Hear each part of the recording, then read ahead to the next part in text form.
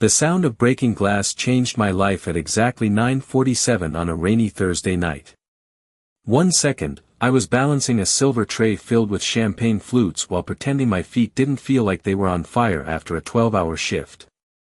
The next, an 8-year-old little girl was flinching backward while a grown man towered over her with anger written all over his face. Manhattan rain hammered against the floor-to-ceiling windows of Belladonna Steakhouse hard enough to make the city lights blur into streaks of gold and white.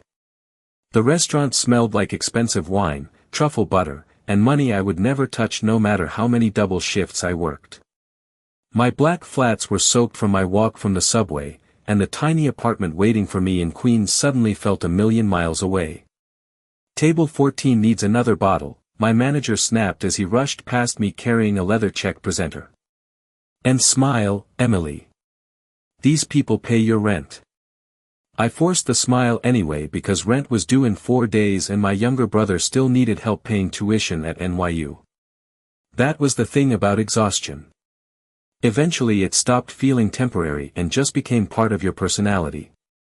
I grabbed the wine bottle and turned toward the VIP section when I heard the crash.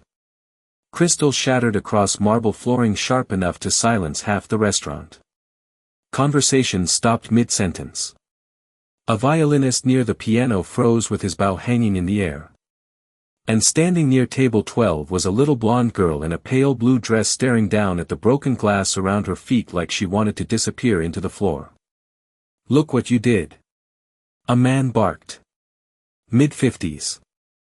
Expensive gray suit. Red face shining from too much whiskey. "Do you have any idea what this jacket costs?" The little girl's lips trembled. I am sorry." Her voice was so quiet I almost didn't hear it over the rain. The man grabbed her wrist. Not violently, but hard enough to make her recoil. And something inside me snapped before my brain had time to catch up. "Hey!" The word flew out of my mouth across the restaurant louder than I intended. Every head turned toward me. The man looked irritated already. "Mind your business."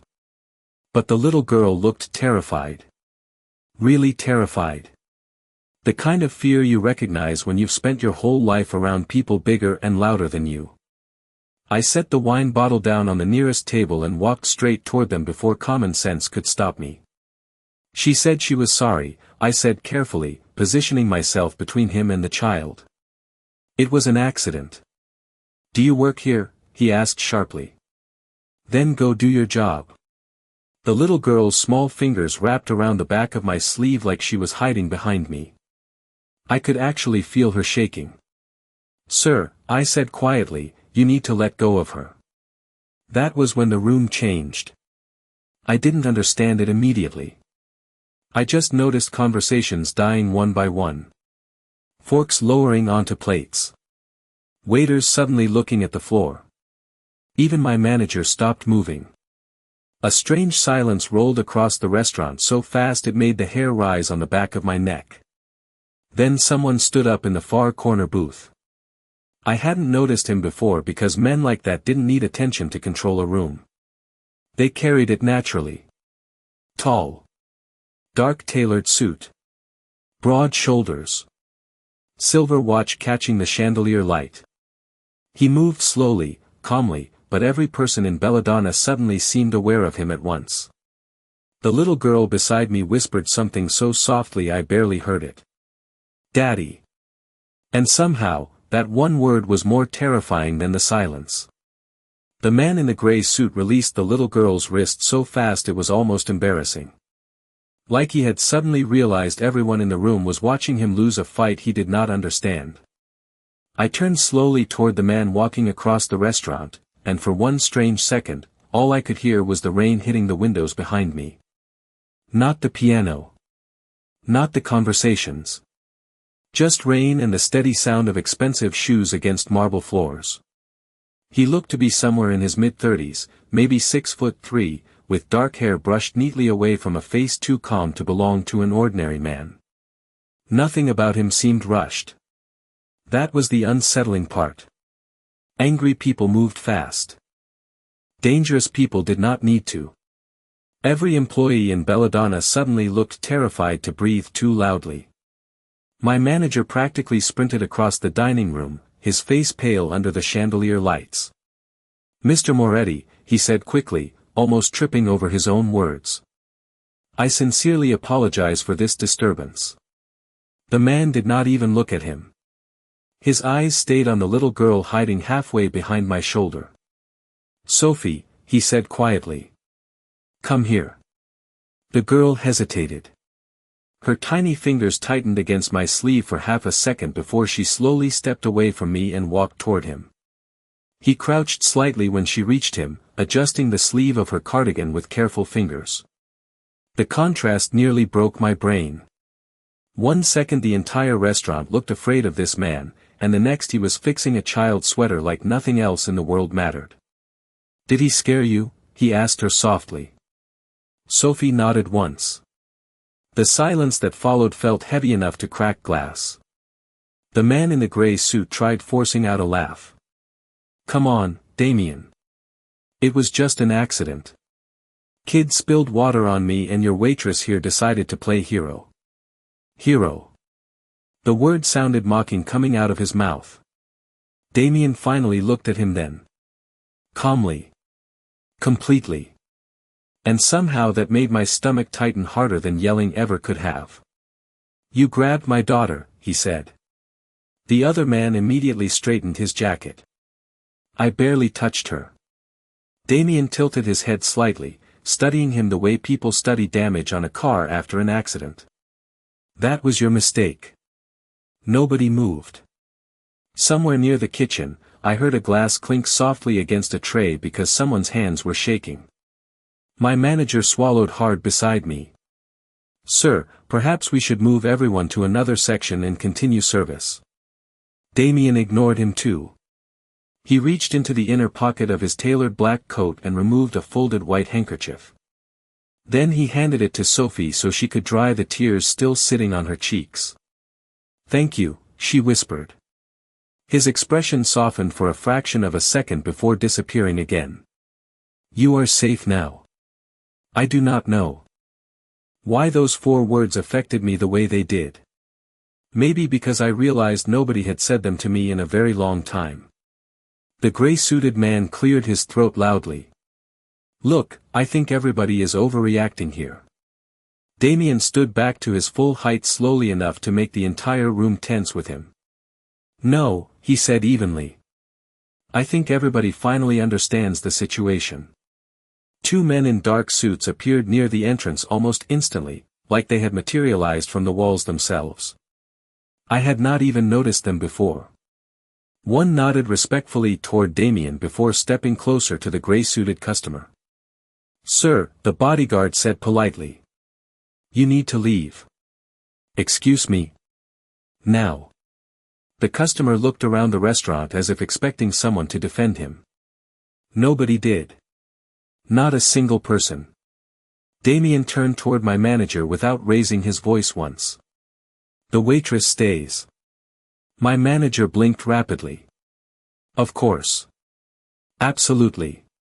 Then Damien looked directly at me for the first time, and I suddenly understood why powerful men scared people without touching them. His eyes were cold, controlled, unreadable. But underneath all of that, there was something else there too. Recognition. Like he had already decided I mattered somehow. And that terrified me more than anything else that night. The man in the gray suit disappeared through the front doors of Belladonna without another word, escorted by the 2 bodyguards while the entire restaurant watched in absolute silence. Nobody even pretended to return to their meals yet. The tension still hung in the air too thick to breathe through.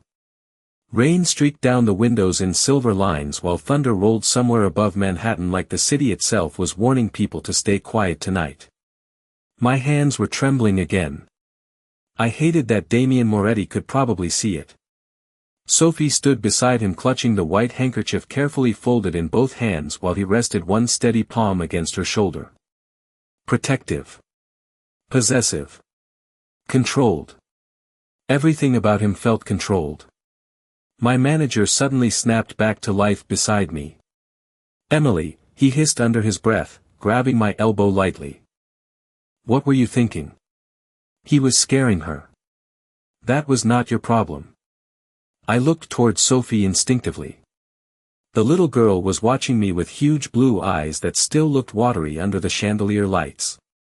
Actually, Damien said calmly, it became her problem the moment no one else in this room did anything. My manager went pale again so quickly I almost felt bad for him. Almost. Mr. Moretti, I assure you, do not. Damien's voice never rose. That somehow made it worse. Do not insult both of us by pretending your staff was going to intervene. The restaurant went completely still again. Somewhere behind the bar, somebody dropped a fork. I could practically hear my own pulse in my ears. My manager swallowed hard before forcing a weak smile toward me. Emily, why do not you head to the kitchen for a few minutes? No, Damien said it before I could respond. My manager froze. Sir. She stays here. His dark eyes shifted toward me again, calm and unreadable. What is your name? Emily Carter. How long have you worked here, Emily Carter? About 11 months. And you still stepped between a frightened child and an angry customer knowing you could lose your job. I shrugged slightly because suddenly every person in the restaurant was staring at me like I had walked into traffic on purpose. She looked scared. Sophie's fingers tightened around the handkerchief. Damien looked down at his daughter for half a second before returning his attention to me. Most people only find courage when something belongs to them, he said quietly. You protected someone you did not even know. I did not know what to say to that. Honestly, I did not know what to say to any of this. 5 minutes ago I was worried about surviving my shift and making enough tips to cover groceries. Now one of the most intimidating men I had ever seen was studying me like I was some kind of puzzle piece he had not expected to find. My manager suddenly cleared his throat. Loudly. Nervously. Mr. Moretti, perhaps I can offer complimentary dessert for Sophie while we prepare your private room. Damien finally looked irritated. Not angry. Just tired. We are leaving. Sophie glanced up at him immediately. Daddy, can Emily come? Every muscle in my body locked. My manager nearly choked beside me. Damien looked down at his daughter again, and for the first time all night, I saw something human crack through the coldness in his expression. Exhaustion. Deep and hidden and heavy. It is late, sweetheart. Please, she whispered. I like her. I should have stepped back right then. Said no politely. Returned to work. Gone home to Queens and forgotten this entire night ever happened. Instead, Damien looked directly at me and asked the question that would quietly ruin my normal life forever. Are you finished with your shift in the next 10 minutes? My first instinct was to say no. Smart people said no to men like Damien Moretti. Smart people avoided black SUVs waiting outside expensive restaurants at 10 o'clock at night. Smart people definitely did not leave Manhattan with a man surrounded by bodyguards whose presence made entire rooms stop breathing. Unfortunately, Sophie looked at me with those wide hopeful eyes before I could answer, and something inside my chest twisted painfully. I just thought maybe she could have dessert with us, Sophie whispered softly. Only if she wants to. Damien studied me carefully while rain continued sliding down the restaurant windows behind him in silver rivers.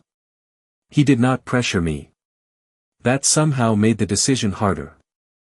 Pushy men were easy to refuse.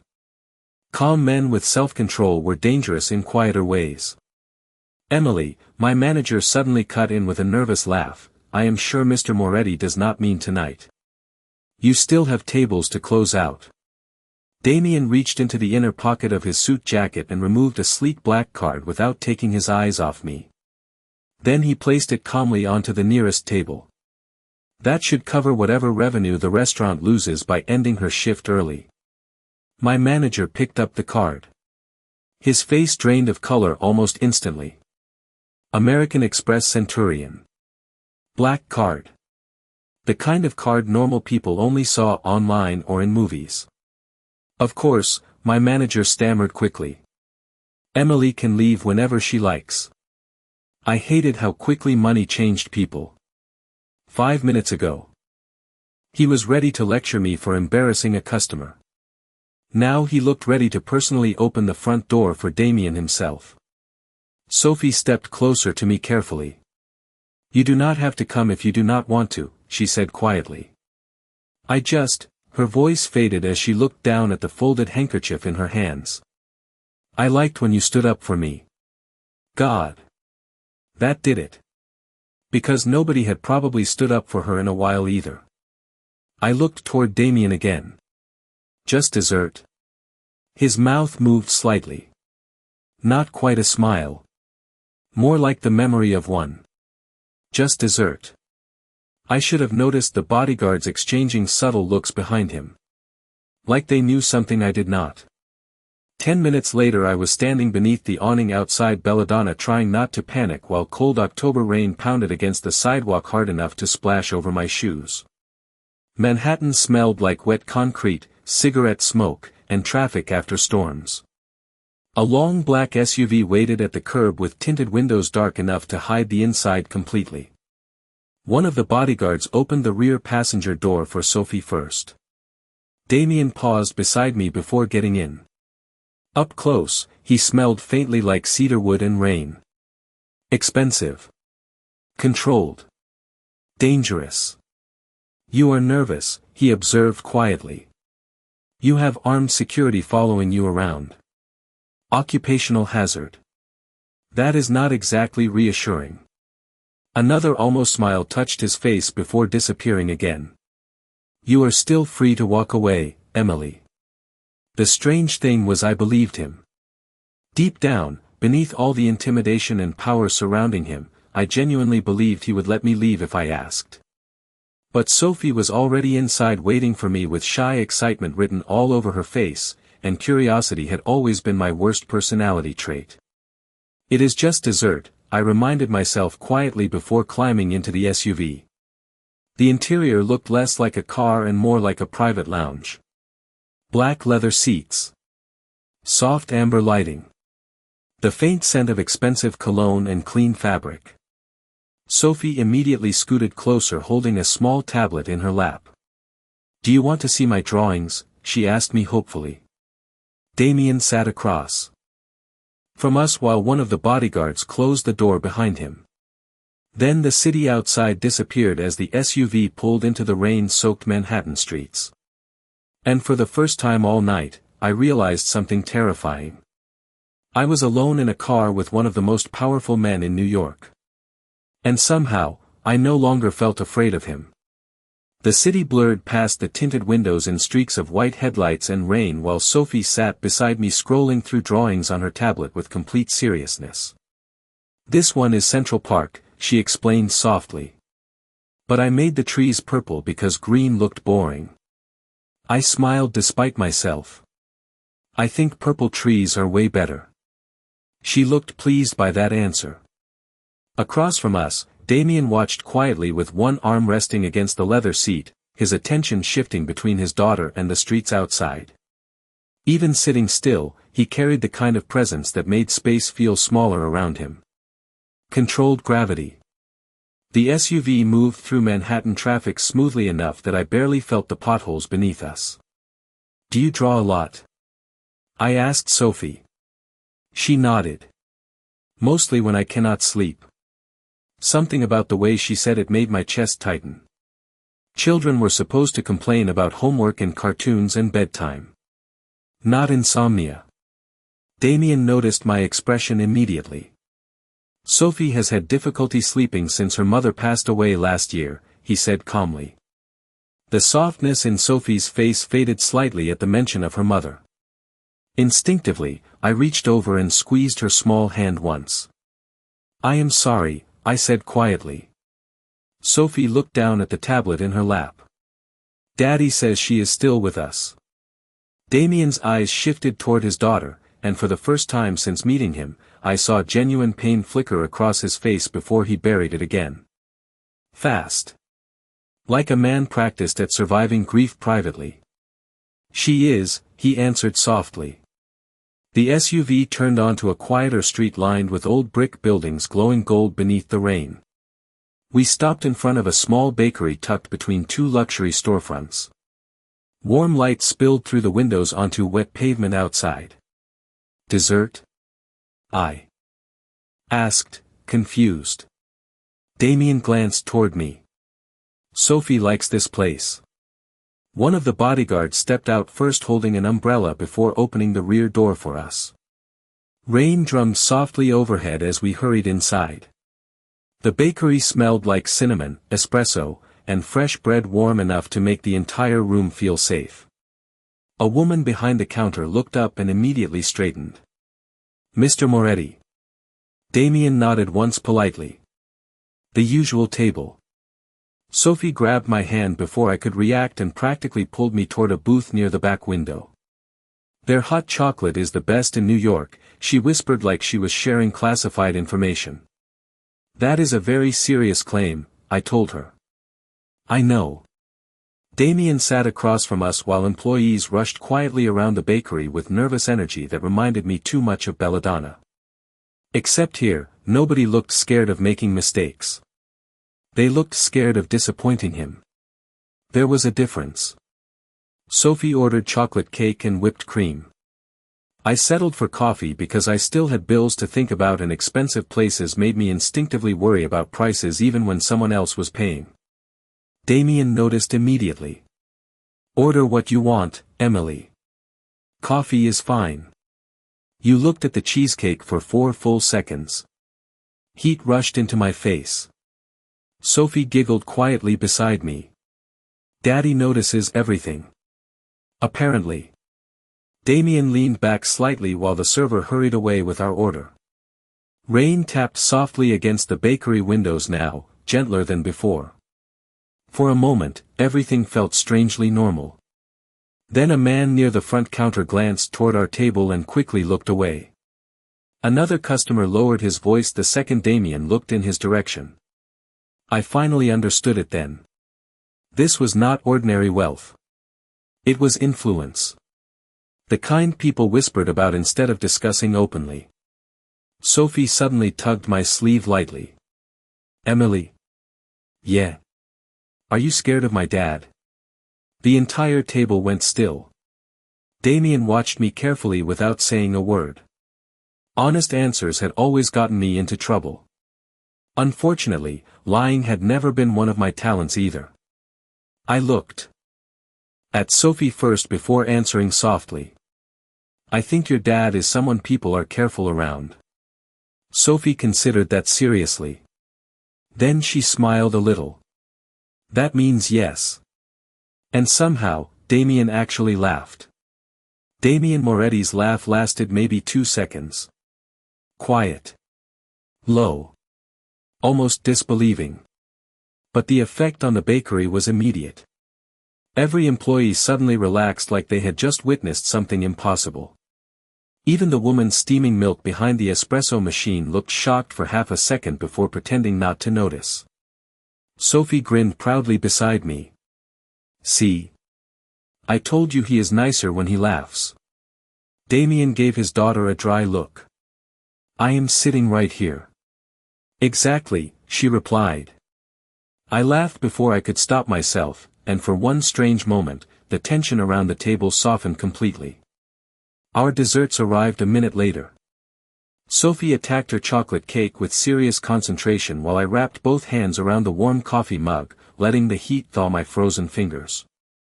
Outside, rain still shimmered across the Manhattan streets beneath streetlights and passing headlights.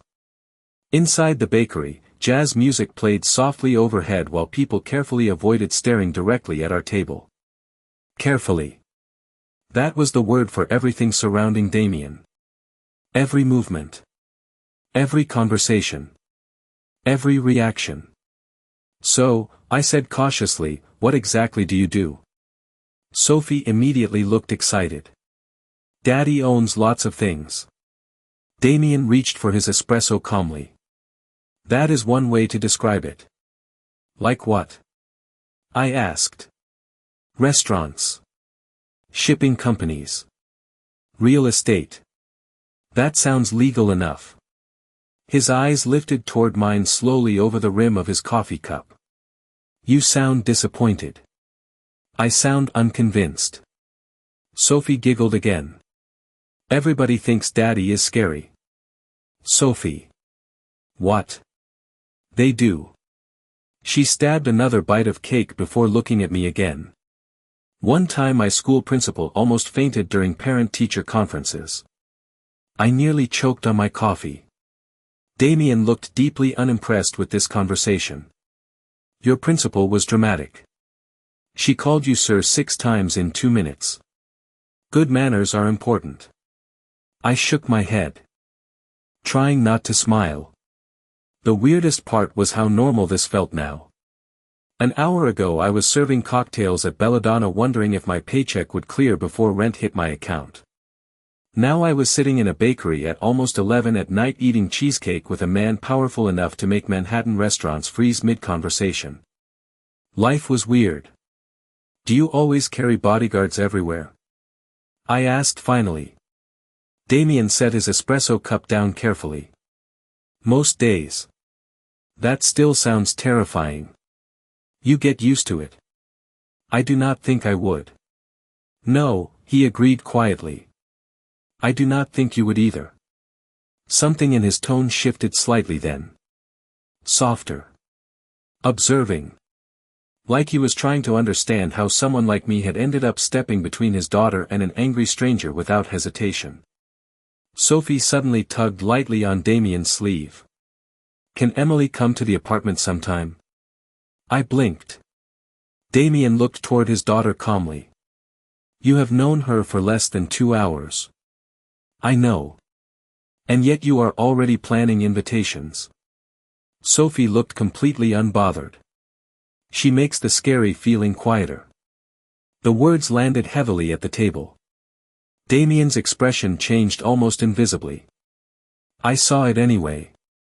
Because suddenly I understood something nobody had said out loud yet. Sophie was not just grieving her mother.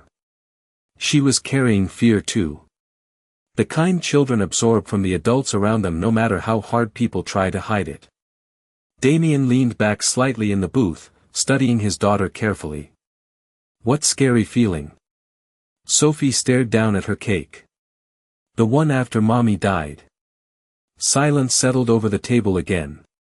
Deep. Painfully honest. I looked toward Damien instinctively, expecting him to redirect the conversation or shut it down. Instead, he stayed completely still for several seconds before speaking softly. Sophie. I know you try to hide it, she whispered. But everybody around you is always scared now. God. The bakery suddenly felt too quiet. Too warm. Damien lowered his eyes briefly like the words had hit somewhere private. Somewhere human. Then Sophie looked back at me and asked the question that made my pulse stumble unexpectedly. Emily, do you think my dad looks lonely? The question hung in the air between us while rain tapped softly against the bakery windows. Damien did not move. Did not interrupt. But something unreadable passed through his expression so quickly I almost missed it. Sophie looked at me expectantly with chocolate frosting still near the corner of her mouth, waiting for an honest answer only children were brave enough to ask for. I glanced toward Damien carefully. Powerful men usually hated honesty unless it belonged to them. Sometimes, I admitted softly, people can be surrounded by others and still feel lonely. Sophie nodded immediately like that confirmed something she already knew. Damien exhaled once through his nose, slow and controlled, before leaning back slightly in the booth. You interrogate strangers now, he asked his daughter. Only nice strangers.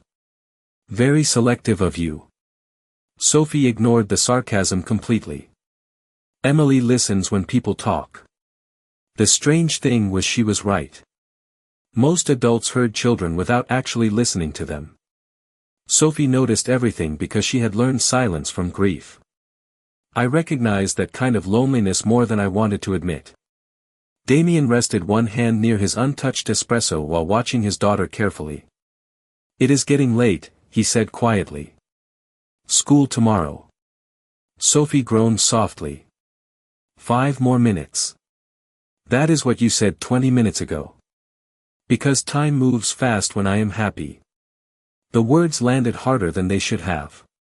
Even Damien looked affected by them. I stared down into my coffee cup for a second because suddenly I felt like an intruder witnessing something painfully private. Grief had a way of turning ordinary moments into fragile treasures. A little girl laughing over chocolate cake. A tired father actually relaxing for 10 minutes.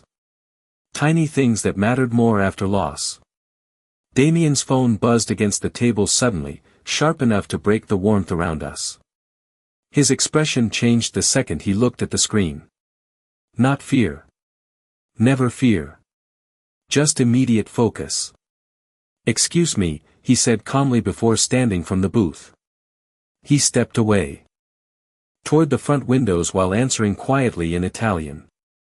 I did not understand the language, but I understood tension when I saw it. His shoulders tightened slightly. One of the bodyguards near the entrance straightened almost instantly after making eye contact with him.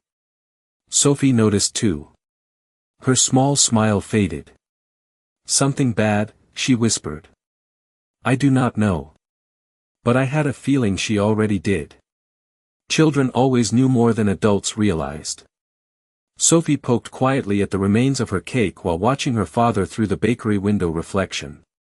"People always call him when bad things happen," she said softly. "Even at night. That sounds stressful. Sometimes he does not sleep for days." God. I looked toward Damien again. He stood near the front entrance speaking calmly into the phone while rain rolled behind him in silver sheets. Expensive black coat. Perfect posture. The kind of man newspapers probably described as untouchable. But exhaustion clung to him in quieter ways now that I knew where to look. In the slight shadows beneath his eyes. In the careful control. In how quickly Sophie noticed every crack in him. "He loves you very much," I said gently. Sophie nodded immediately. "I know." Then her voice became smaller. "I just think he forgot how to be happy after Mommy died."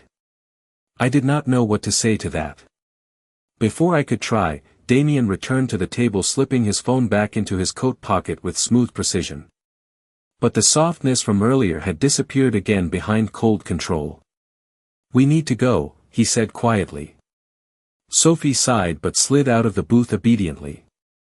I reached for my purse automatically. I should probably head home too. Damien looked toward me. "One of my drivers will take you." "That is not necessary." It was not a request. Normally, that kind of response would have irritated me instantly. Instead, I caught the subtle tension in the bodyguards near the door. The alertness. Something had changed during that phone call. Sophie reached for my hand again while we walked toward the exit together. "Will I see you again?" she asked softly. I opened my mouth carefully, already preparing the gentle maybe children usually got from adults. But before I could answer, Damien spoke first from beside us. "Yes," he said calmly. "You will." Rain fell harder by the time we stepped outside the bakery, turning the Manhattan sidewalks into mirrors of blurred neon and white headlights. One of Damien's bodyguards opened a large black umbrella over Sophie immediately while another moved toward the SUV parked at the curb. Everything around Damien operated with quiet precision. Nobody hesitated. Nobody asked questions.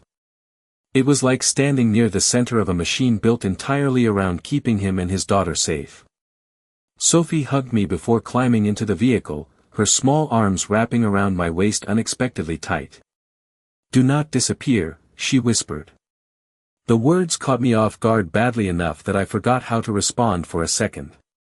"I was not planning to," I said softly. She nodded seriously like she needed the confirmation.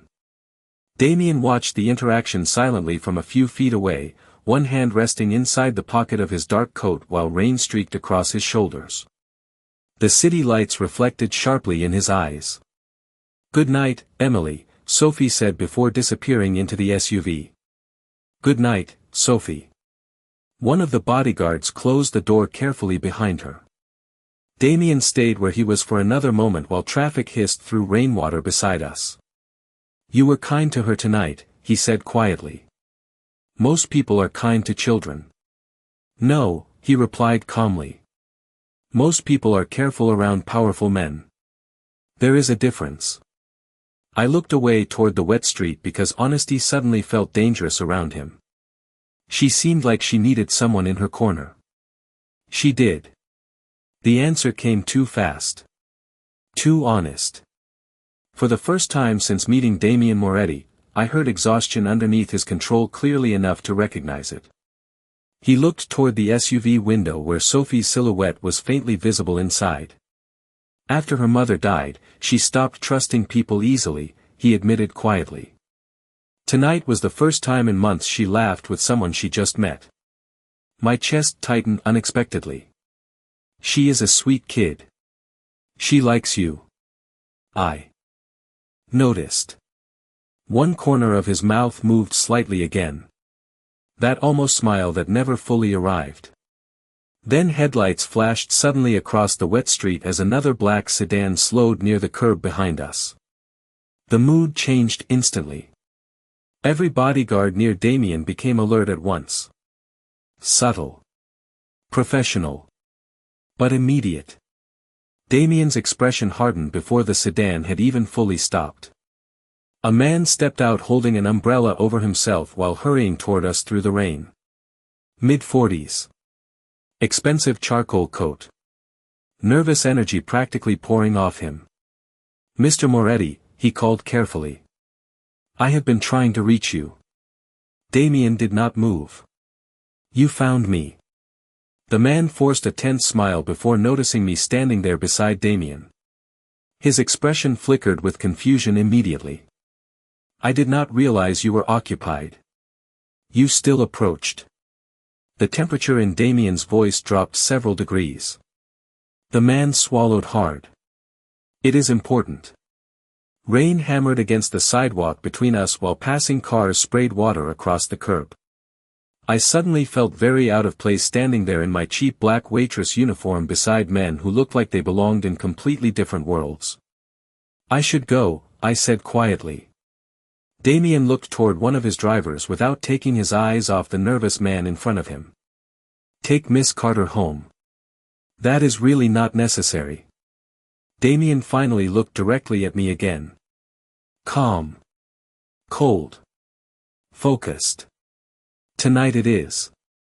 Before I could argue further, the nervous man's eyes landed fully on me for the first time. Recognition flashed across his face almost instantly. Then concern. Real concern.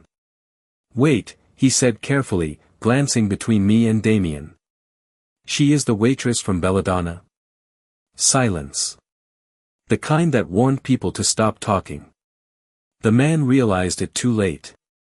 "Mr. Moretti," he continued cautiously, lowering his voice, "Vincent Hale was humiliated publicly tonight. People are already talking about it." Damien's expression did not change at all. Somehow that made the warning feel worse. "And?" The man hesitated before looking briefly toward me again. "And men like Hale do not usually forget." Embarrassment. Rainwater rolled down the curb in silver streams while the warning hung in the cold night air between us. Men like Hale do not usually forget embarrassment. I felt my stomach tighten immediately because suddenly this entire evening stopped feeling surreal and started feeling real in the worst possible way. Damien stayed completely motionless beside me, one hand still inside the pocket of his dark coat while headlights reflected across the wet pavement around us. "Vincent Hale made the mistake of frightening my daughter," he said calmly. "What he chooses to feel afterward is irrelevant to me." The nervous man nodded quickly. "Of course. I only meant that involving an outsider may complicate things." Outsider. The word landed strangely after tonight. Damien's gaze shifted toward me slowly. Emily is not involved in anything. Mr. Moretti, with respect, everyone at Belladonna saw what happened. The bodyguards nearby remained perfectly still, but tension moved through the group like silent electricity. I suddenly understood something important. Nobody warned Damien unless they genuinely believed the situation mattered. Damien stepped slightly closer to me, subtle enough that most people would not notice it. Protective enough that I definitely did. "The driver will take you directly home," he said quietly. "Do not stop anywhere tonight." Damien, it was the first time I had used his first name out loud.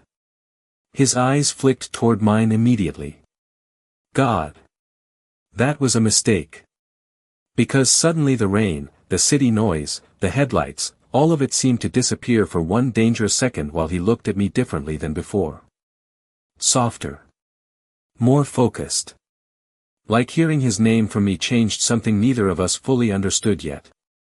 I cleared my throat quickly. "I can take the subway." "No, calm. Immediate. Absolute." "You are overreacting," I argued quietly. "Maybe." His voice lowered slightly. "But I would rather overreact than regret something later." Nobody had ever said something like that to me before. Not with that kind of certainty. Not like my safety was already his responsibility somehow. The nervous man wisely stepped backward toward the second sedan, clearly sensing the conversation was no longer his place to interrupt. Damien opened the SUV door for me himself before looking back toward the bakery windows where warm light still glowed against the storm outside. "Sophie likes you," he said quietly. "That matters to me." I hesitated beside the open door. "I still do not really understand who you are." One corner of his mouth moved faintly again. "That is probably for the best." "That is not reassuring either." "No," he admitted softly. "It usually is not." The rain had soaked through the edges of my coat by then, cold enough to sting against my skin, but somehow standing there beside him felt warmer than it should have. Safer than it should have. Which was probably the most dangerous thing of all. "Emily." His voice stopped me before I climbed into the SUV fully. I looked back toward him. Manhattan rain slid down his dark coat while city lights reflected in his eyes like fractured gold. Powerful. Controlled. Lonely. Sophie had been right. "You defended my daughter tonight before you knew who she was," he said quietly. "Most people only show courage when there is something to gain from it." I swallowed hard without meaning to. She was scared. Exactly. The word came out softer than anything else he had said all evening. For a second neither of us moved while traffic hissed through rainwater around the curb. Then Damien stepped back slowly, giving the driver a small nod. "Get her home safely." The SUV door closed gently beside me. Through the tinted window, I watched him standing alone in the storm while bodyguards and black sedans surrounded him like shadows orbiting something dangerous. But all I could think about was the look in his eyes when Sophie hugged me goodbye. Not cold. Not feared. Just tired. Like a man carrying too much grief for too long. The SUV pulled away from the curb smoothly, leaving Damien standing beneath the Manhattan rain outside the glowing bakery windows. And somewhere deep down, against all common sense, I already knew tonight was not the end of our story. It was the beginning.